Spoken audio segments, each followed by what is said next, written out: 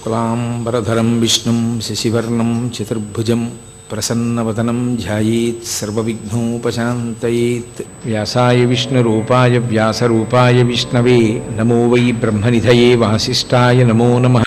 విమలపటి కమలకుటి పుస్తకరుద్రాక్షసస్తహస్తపుటి కామాక్షి పక్ష్మలాక్షి.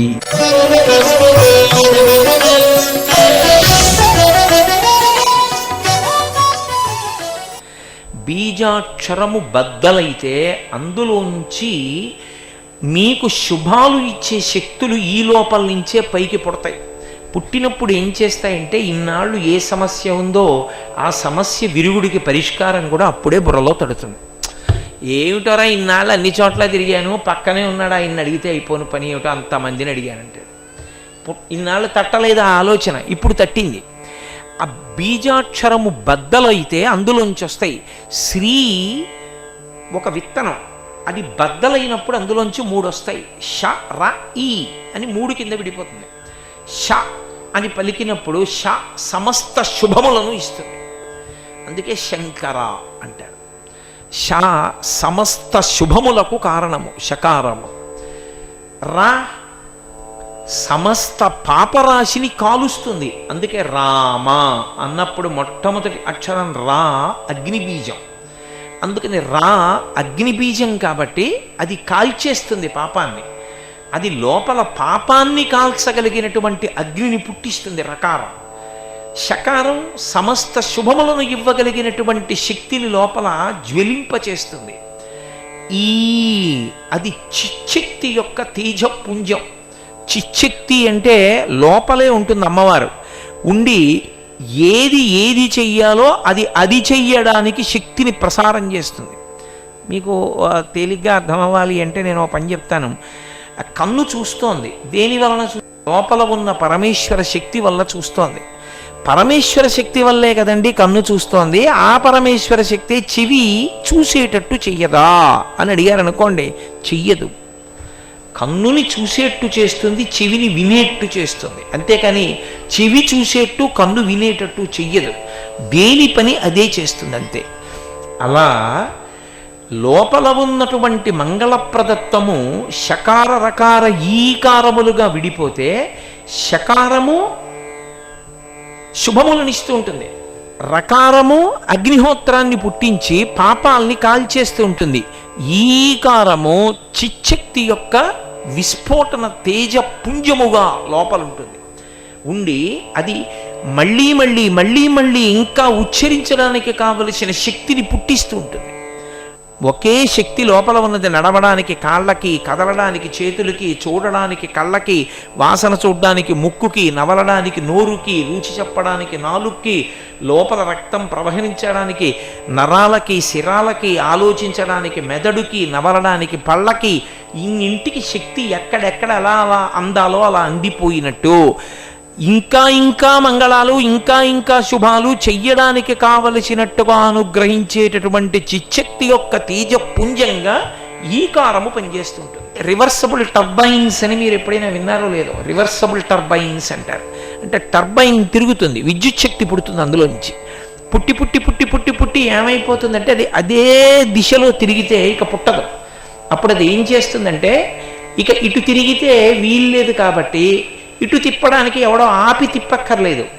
ఇటు తిరిగితే ప్రవాహం పట్టలేదు, నీరు ఇక తిరిగి విద్యుత్ శక్తి పుట్టదనుకుంటే అది ఏం చేస్తుందంటే వెనక్కి తిరగడం మొదలు పెడుతుంది. మీరు కారు చూడలేదండి, ఇలా వెడితే దారి లేదు, ఇలా వెళ్ళాలి. ఇప్పుడు గేర్ ఇలా అంటాడు, వెనక్కి ఎడుతుంది. అంటే అదే శక్తి వెనక్కి వెళ్ళడానికి పనికొచ్చింది. ఇప్పుడు ఒక్కొక్కసారి వెనక్కి వెళ్ళడం వల్ల మీరు కార్యాన్ని సాధించుకోవాల్సి ఉంటుంది, అప్పుడు వెనక్కి ఎడుతుంది. రివర్సిబుల్ టర్బైన్ అంటారు. అలా మీకు ఎటు కావాలంటే అటు శక్తిని మంగళాల వైపుకి కదుపుతూ ఉంటుంది, దాన్ని ఈకారం అంటారు. ఇది నడిచినంత కాలం మనుష్యుడు సమస్త శుభముల వైపుకి వెళ్ళిపోతుంటాడు. ఆ శుభ పరంపరల కదలికలే చిట్ట చివరికి పరమేశ్వరుని యందు ఐక్యమవుతాడు. దీనికంతటికీ గుర్తు శ్రీ. అందుకనది శాక్తేయ ప్రణవము అన్నారు దేవి భాగవతంలో. అది దాని అర్థం. అటువంటి శకార రకార ఈకారములతో కూడుకున్నటువంటి శ్రీకారంతో పద్య ప్రారంభం చేస్తున్నారు రామదాసు గారు. కాబట్టి శ్రీ రఘురామ అన్నారు. రాముడి గురించి కదా చెప్తున్నది. రాముడి గురించి చెప్తున్నప్పుడు తిన్నగా రఘు మధ్యలో తీసేసి శ్రీరామ అంటే చాలదా? సీతమ్మ ఉన్నట్టేగా పక్కన రఘురామ అని పిలవడం ఎందుకు అంటే, రామదాసు గారి యొక్క హృదయంలో ఉన్న గొప్పతనం ఏమిటంటే, వంశకర్తలైనటువంటి వాళ్ళు నీ వంశంలో కొంతమంది పుట్టారు. వంశకర్త అన్న మాటకు అర్థం ఆ వంశంలో ఎందరో ఉంటారు, కానీ ఎవరో ఒక మహానుభావుడు పుడతాడు. ఆయన పుట్టిన కారణం చేత ఆ ఇంటి పేరు చెప్పేటప్పటికి అందరికీ తెలుస్తుంది. ఆ ఇంటి పేరున్న వాళ్ళందరూ ఎంతో గౌరవాన్ని సంపాదించుకుంటారు. ఆయన కుటుంబంలో వాళ్ళ మీరు, ఆయనతో బంధుత్వం ఉందా అంటారు. వాళ్ళు వంశకర్తలు. రామ మీ వంశంలో గొప్పతనం ఉంది. ఇటువంటి వంశకర్తలు కొంతమంది పుట్టారు. రాముడు వంశకర్త.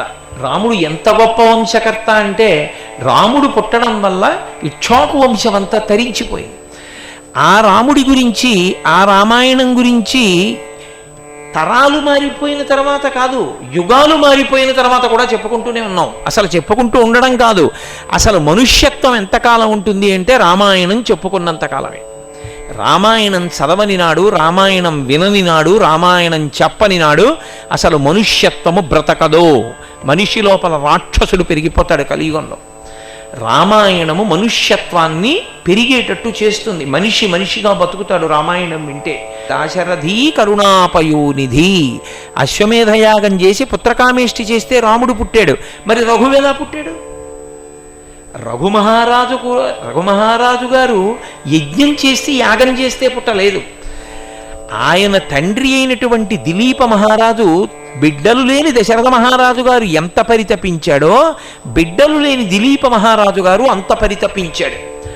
దిలీప మహారాజు గారి యొక్క గొప్పతనం ఏమిటో చెప్పాలి అంటే, కాళిదాస మహాకవి ఒక మాట చెప్పాడు. ఆయన సముద్రం లాంటి వాడు అన్నాడు.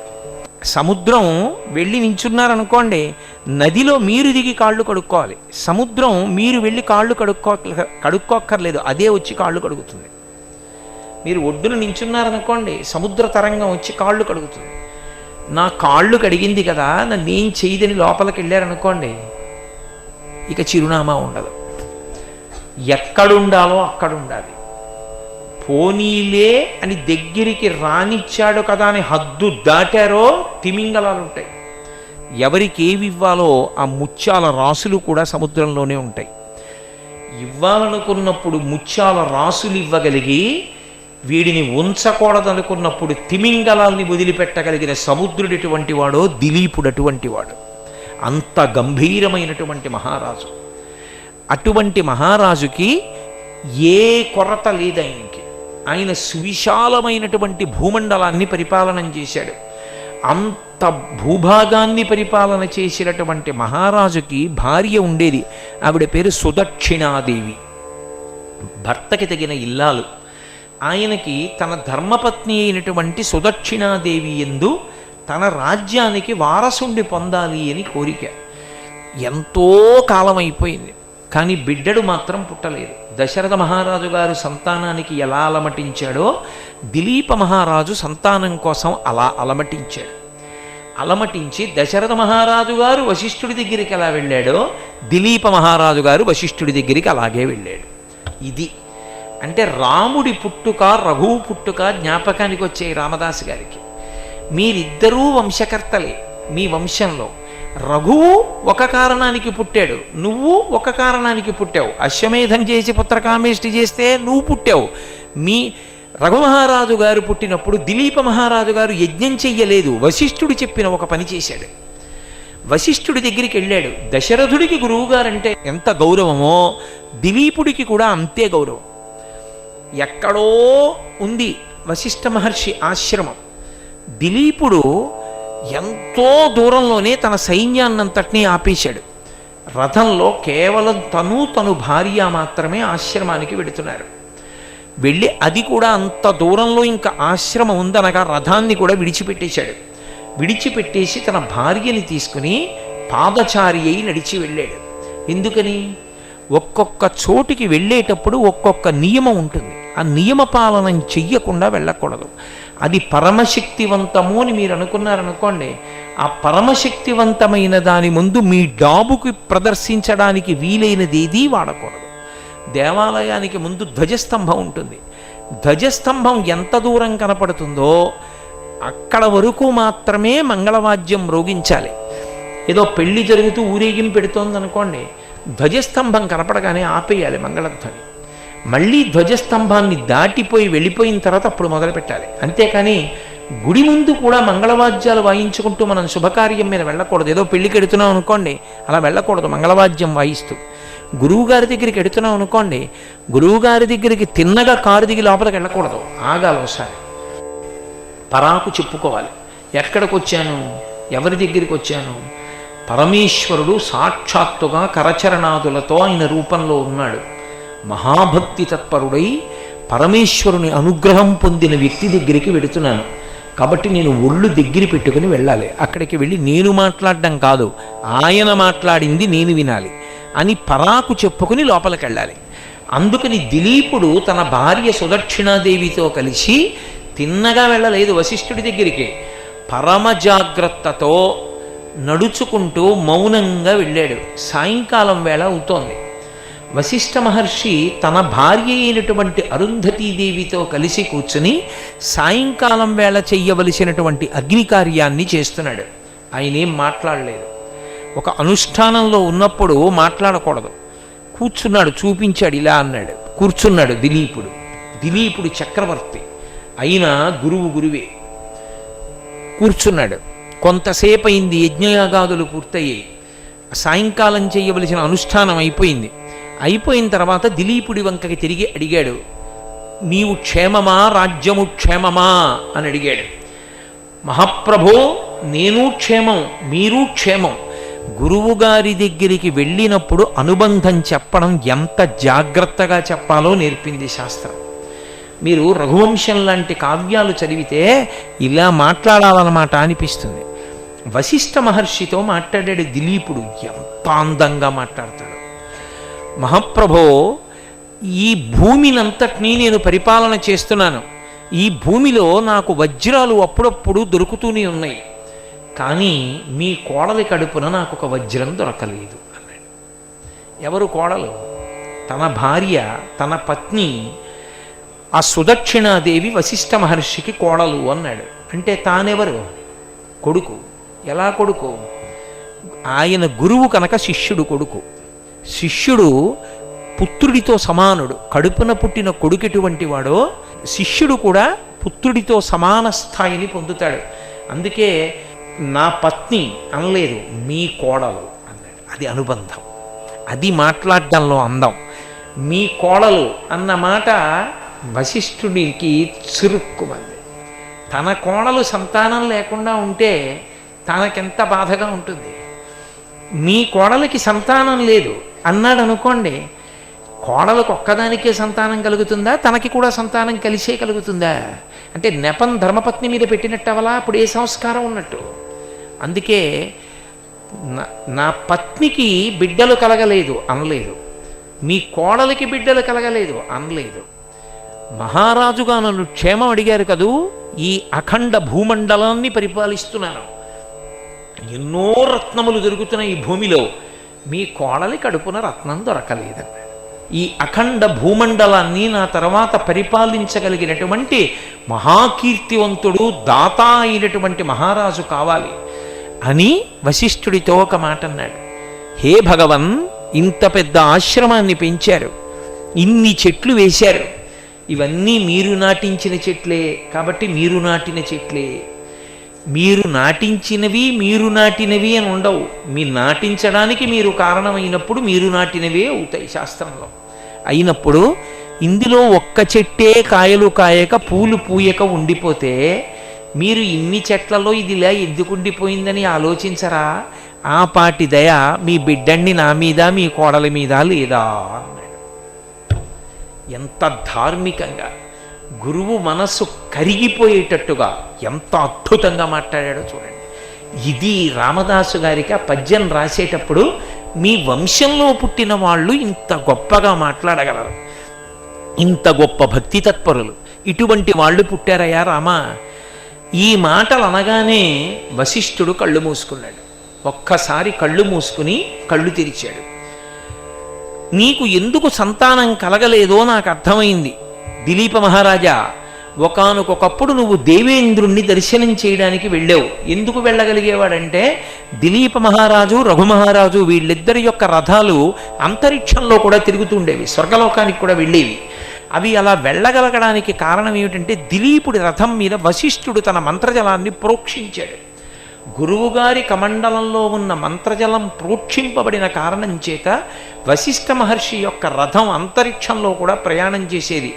రఘుమహారాజు గారి యొక్క రథం మీద కూడా వశిష్ఠ మహర్షియే మంత్రజలాన్ని ప్రోక్షించాడు. రఘుమహారాజు గారికి ఏదైనా కనపడేది. కారణం ఏమిటంటే నందినీ ధేనువు యొక్క మూత్రాన్ని కళ్ళకి రాసుకున్నాడు. రాసుకున్న కారణం చేత శక్తి వచ్చింది ఆయనకి. కాబట్టి మీరు నన్ను అనుగ్రహించవలసింది అంటే వశిష్ఠుడు కళ్ళు మూసుకుని కళ్ళు తెరిచి ఒక మాట చెప్పాడు. ఒకప్పుడు నువ్వు దేవేంద్రుణ్ణి దర్శనం చేయడానికి వెళ్ళావు. ఆ దర్శనం చేసినప్పుడు దేవేంద్రుడితో పని పూర్తయిపోయిన తర్వాత వెళ్ళిపోతుండగా నీకు ఒక విషయం గుర్తొచ్చింది. నీ భార్య ఋతుస్నాతయ్యి ఉన్నది. ఋతుస్నాతయ్యి ఉన్నటువంటి భార్యతో సంగమించకపోతే భ్రూణహత్యా దోషం పడుతుంది. ఆ భ్రూణహత్యా దోషం పడకుండా ఉండాలి అంటే ఋతుస్నాత అయిన భార్యతో సంగమించాలి. కనుక తొందరగా వెళ్ళిపోయే ఉద్దేశ్యంలో నువ్వు రథంలో వెళ్ళిపోయావు. వెళ్ళిపోతున్నప్పుడు కామధేనువు అక్కడ పడుకునుంది. నువ్వు కామధేనువికి నమస్కరించకపోయినా ప్రదక్షిణంగా వెళ్ళిపోయి ఉండవలసింది. నువ్వు ప్రదక్షిణంగా వెళ్ళలేదు. ఎడమ చేతి వైపుకి కామధేను ఉండేటట్టుగా వెళ్ళావు. ప్రదక్షిణము అన్న మాటకు అర్థం ఏమిటంటే కుడి చేతి వైపు కుంచాలి.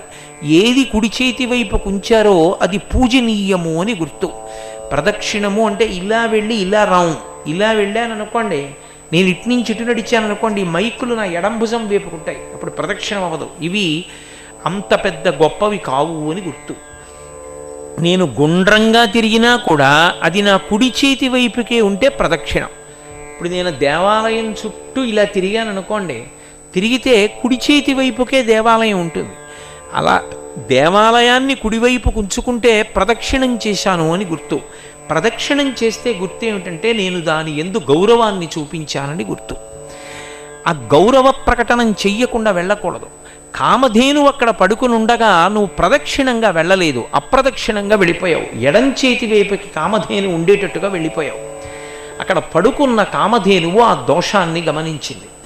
అది నిన్ను కట్టి కుడిపేస్తుందేమోనని ఆ దోషం కొంతలో కొంత తగ్గించేయడం కోసం ఆ కామధేనువు శపించింది నిన్ను.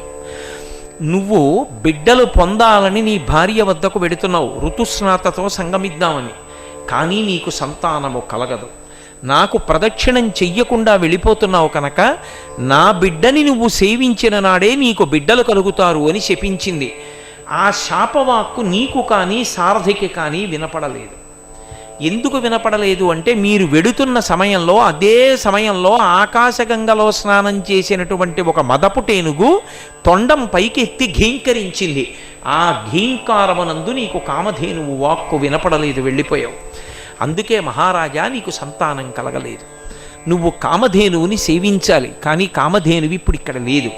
పాతాళ లోకంలో అనేకమైనటువంటి సర్పముల మధ్య పశ్చిమ దిక్కుకి అధినేత అయినటువంటి వరుణుడు యజ్ఞం చేస్తున్నాడు. ఆ యజ్ఞం చేసేటప్పుడు గోవు కావాలి. యజ్ఞం చేసేటప్పుడు గోవు యొక్క పాలు తీసి ఆ పాలు ఆ నెయ్యి వాడతారు. ఒక్కొక్కసారి యజ్ఞం చెయ్యడానికి మాకు ఆవు కావాలని అడుగుతారు ఒక్కొక్క మహాపురుషులు. పరమ నిష్ఠాగరిష్ఠులైనటువంటి వాళ్ళు చేస్తారు అటువంటి యాగాలు. నాకు పశ్చిమ గోదావరి జిల్లాలో ఉండేటటువంటి పరమ నిష్ఠాగరిష్ఠుడైనటువంటి ఒక ఆయన ఫోన్ చేశారు. అయ్యా, నేను సోమయాగం చెయ్యాలనుకుంటున్నాను. సోమయాగం చెయ్యడానికి నా దగ్గరున్న ఆవు చూడుతూ ఉంది, అది ఇప్పుడు పాలు ఇవ్వట్లేదు. నేను సోమయాగం చెయ్యాలి అంటే బాగా పాలిచ్చే ఆవు కావాలి. నేను అంత డబ్బున్నవాడిని కాను, నాకు ఒక్క గోవుని దానం చేయిస్తారా, మీరు గోవు వైభవం చెప్తారు కదా అని అడిగారు.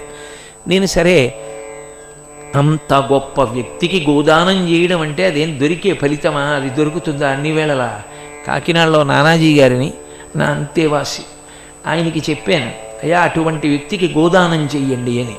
ఆయన వచ్చి ఆయన ఎవరింట భోజనం కూడా చెయ్యడు. పొయ్యి మీద కానీ కట్టెల మీద కానీ వండితే ఆయన తినడం, కుంపటి మీద మాత్రమే వండుకు తింటాడు.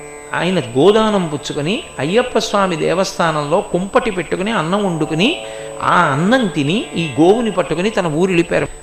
కామధేనువుని తీసుకెళ్ళాడు నన్ను అడిగి వరుణుడు. ఇప్పుడు అది పాతాళ లోకంలో ఉంది, వరుణుడు యజ్ఞం చేస్తున్నాడు. అటువంటి యజ్ఞం దగ్గర ఉంది. ఆ యజ్ఞం పూర్తయికనే కానీ కామధేనువు రాదు. ఆ కామధేనువు యొక్క పిల్ల నందిని అనబడేటటువంటి ధేనువు నా ఆశ్రమంలో ఉంది. స్వాహాకార వషట్కారములు దానివల్లనే జరుగుతున్నాయి. స్వాహాకార వషట్కారములు అంటారు. ఒక గోవు యొక్క ప్రధాన ప్రయోజనం ఏమి అంటే, ఆశ్రమంలో గోవు ఉందనుకోండి స్వాహాకార వషట్కారములు నడుస్తాయి. అందుకే ఆశ్రమవాసులకు గోదానం చేస్తారు. ఆ ఆశ్రమం సక్రమంగా నడపబడేదై ఆ స్వాహాకార వషట్కారాలు జరిగే చోటు ఇవ్వాలి. అంతేగాని ఇదో ఆశ్రమం అంటే ఆశ్రమం అని పేరు పెట్టుకున్న ఆశ్రమాలకు ఇమ్మని నా ఉద్దేశ్యం కాదు. స్వాహాకారం అంటే రోజు యజ్ఞం జరుగుతూ ఉండాలి, రోజు హోమం జరగాలి, అప్పుడే స్వాహ అంటూ ఇస్తారు. అటువంటి చోట వషట్కారం అంటే వేదం పఠనం జరుగుతూ ఉండాలి, ఆమ్నాయం జరుగుతూ ఉండాలి. సర్వం శ్రీ ఉమామహేశ్వర పరబ్రహ్మార్పణమస్తు. స్వస్తి.